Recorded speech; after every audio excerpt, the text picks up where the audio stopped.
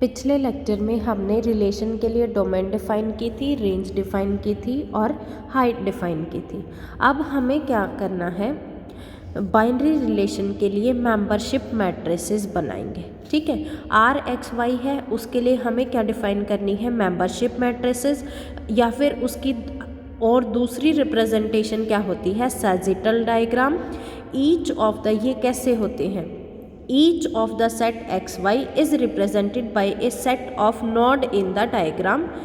देखो ये जो यहाँ पे डायग्राम है, ये क्या है, ये दो टाइप की रिप्रेजेंटेशन है हमारे पास। पहला कौन सा है, सैजिटल डायग्राम है, और दूसरा क्या है, मेंबरशिप मैट्रिसेस का। ये तो मैट्रिसेस की फॉर्म में लिखा है और ये क्या है, सैजिटल डायग्राम की फॉर्म में लिखा है। अब हमारे पास ये बताया गया है कि डायग्राम को बनाना कैसे है, कि ये कह रहा है कि each of the set x y is represented by a set of node. इनको हम क्या बोलते हैं, इनको जो इस तरीके से, ये क्या है, एक नोड की फॉर्म में है, ये क्या है, नोड है।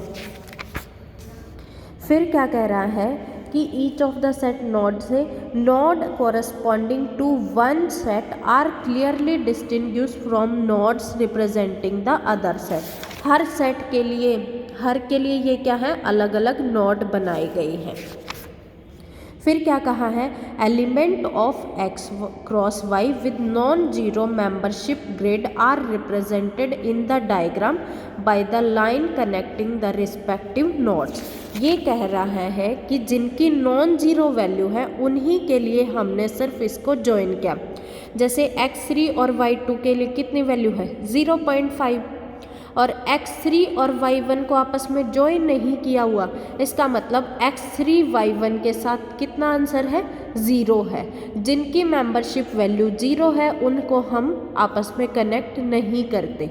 ठीक है, x3 y1 की 0 है, इट मीन्स इनके बीच में कुछ भी कनेक्शन नहीं है। अगर कुछ ना कुछ वैल्यू है, नॉन ज़ीरो वैल्यू है, तो हम उनको आपस में कनेक्ट कर देते हैं। जैसे x3 को किससे किया है, y2 के साथ, x3 को किसके साथ भी किया है, y3 के साथ, x3 को किसके साथ भी किया है, y4 के, जैसे x4 को किसके साथ किया है, y5 के साथ, x5 को y5 के साथ। मतलब अगर इनके बीच में आपस में जोड़ रखा है हमने तो कुछ ना कुछ नॉन जीरो वैल्यू है। अगर आपस में किसी को कनेक्ट नहीं किया हुआ तो उनकी वैल्यू कितनी बनेगी, 0 बनेगी। ठीक है, इसके बाद इसने क्या कहा है, वही बात है, element of x cross y with non zero membership grade are represented by the diagram by line connecting the respective node. These line are labelled with the value of membership grade. और इन line के ऊपर जितने इनकी value होगी उसको ये क्या कह रहा है, membership grade. An example of sagittal diagram of a fuzzy binary relation together with the corresponding membership matrices को 5.2 फिगर की हेल्प से दिखाया गया है। ये क्या है, sagittal डायग्राम है, और ये क्या है, मेंबरशिप मैट्रिसेस है। मेंबरशिप मैट्रिसेस को बनाते कैसे हैं, जैसे x1 y1 के साथ कितना है, 0.9, तो x1 y1 के साथ कितना लिख दिया, 0.9। अब x1 का y2 के साथ देखना है, x1 ये है, y2 ये है, तो इनके बीच में इसकी मेंबरशिप ग्रेड कितनी है, 1, तो यहाँ पे कितना फिल कर दिया, 1। अब x1 का किसके साथ देखना है, y3 के साथ देखना है, x1 y3 के साथ कोई बीच में करेक्शन नहीं है, तो इट मीन्स इसकी वैल्यू कितनी है, 0। और x1 का किसके साथ देखना है, y4 के साथ, इनके बीच में आपस में नहीं है कनेक्शन, मतलब x1 और y4 को नहीं जोड़ रखा, तो इसकी वैल्यू कितनी है, 0। ऐसे ही x1 और y5 की वैल्यू कितनी है, x1 y5 की वैल्यू कितनी है, 0। फिर x2 और y1, x2 सिर्फ किसके साथ जुड़ा हुआ है, y2 के साथ, बाकी किसी के साथ नहीं है, तो सबके साथ इसकी वैल्यू कितनी बनेगी, 0 0 0 0। ऐसे ही x3 किसके साथ जुड़ा हुआ है, y1 के साथ, x3 यहाँ पे जुड़ा हुआ है सिर्फ y2 के साथ और y3 के साथ और y4 के साथ, सिर्फ 3 के साथ जुड़ा हुआ है, तो बाकी जो बच गए y1 और y5 उनके लिए ये वैल्यू कितनी रखेगा, 0 रखेगा। और बाकी जो गिवन है 0.5, 1 और 0.2 इनको हम एज इट इज़ लिखेंगे। ऐसे ही x4 किस किस के साथ जुड़ा हुआ है, ये सिर्फ किसके साथ जुड़ेगा, y4 के साथ और y5 के साथ, इन दोनों की वैल्यू रखेंगे, अदरवाइज सबको के 0 रखेंगे। ऐसे ही x5 किसके साथ, सिर्फ y5 के साथ जुड़ा है, x5 सिर्फ y5 के साथ जुड़ा है, तो बाकी इन सब के लिए इसकी वैल्यू कितनी रखेंगे, 0। ऐसे ही x6 किसके साथ जुड़ा हुआ है, सिर्फ y5 के साथ जुड़ा हुआ है, तो इसकी वैल्यू 0.2 है, बाकी सब के साथ इसकी क्या है, 0 है। आई होप सबको समझ आया होगा। इसके बाद है inverse of a fuzzy relation.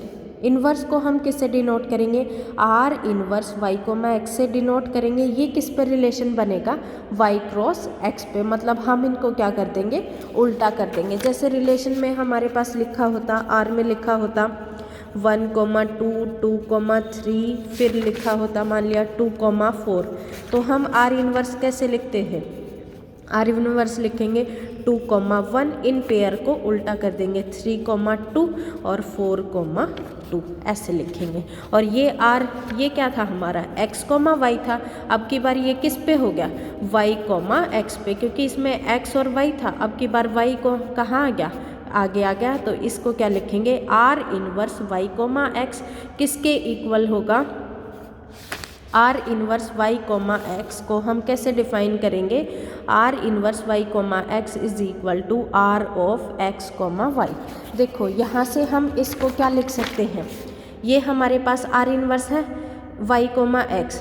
अब की बार ये क्या बन गया, मेरा सेट x बन गया और ये क्या बन गया, y।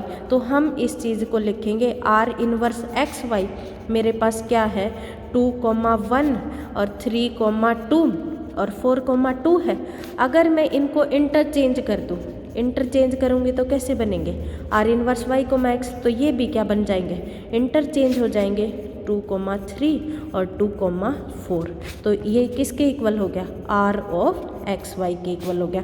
It means r inverse y, x किसके इक्वल हो गया, आर ऑफ x, y के इक्वल हो गया। देखो ऐसे ही आर इनवर्स y, x किसके इक्वल हो गया, r of x, y for all x belongs to x and for all y belongs to y। इसके लिए भी हम क्या डिफाइन कर सकते हैं, मेंबरशिप मैट्रिसेस डिफाइन कर सकते हैं। वो किससे डिनोट होगी, आर वाई एक्स का inverse representing are inverse y, x is the transpose of the matrix R for the Rx, y। ये कह रहा है कि जो तुमने आर एक्स, वाई के लिए मैट्रिक्स आर बनाई थी ना, उसी का ट्रांसपोज क्या हो जाएगा, आर इनवर्स की मेंबरशिप मैट्रिसेस हो जाएगा। Which means that rose of r inverse की रोज किसके इक्वल होंगे, आर के कॉलम के इक्वल होंगे, and column of r inverse equal to the rows of r, क्योंकि हमने जो आर मैट्रिक्स बनाई थी उसका ट्रांसपोज किया है। और ट्रांसपोज पे हम क्या करते हैं, रो को किस में चेंज करते, कॉलम में, और कॉलम को किस में चेंज करते हैं, रो में। तो आर इनवर्स की जो रोज होंगी वो किसके इक्वल होंगे, आर के कॉलम के इक्वल होंगे, और कॉलम ऑफ आर इनवर्स किसके इक्वल होंगी, रोज ऑफ आर के इक्वल होंगी। तो आर इनवर्स का दोबारा से इन्वर्स करेंगे। इन्वर्स करने का यहाँ क्या मतलब है, सिर्फ हम ट्रांसपोज कर रहे हैं। इट मीन्स ये क्या है, इसका हमने 2 टाइम ट्रांसपोज किया है। 2 टाइम ट्रांसपोज करने के बाद दोबारा से मैट्रिक्स कौन सी बन जाएगी, आर बन जाएगी। समझ आया सबको? आई होप सबको इस टॉपिक समझ आया होगा। अगर किसी को कुछ भी डाउट है तो आप मुझे मैसेज कर दीजिएगा, बाकी हम नेक्स्ट लेक्चर में करेंगे, क्योंकि अगर वीडियो लंबी हो जाती है तो फिर वो भेजने में, हमें सेंड करने में आप दिक्कत हो जाएगी और आपको भी डाउनलोड करने में दिक्कत होगी। Thank you.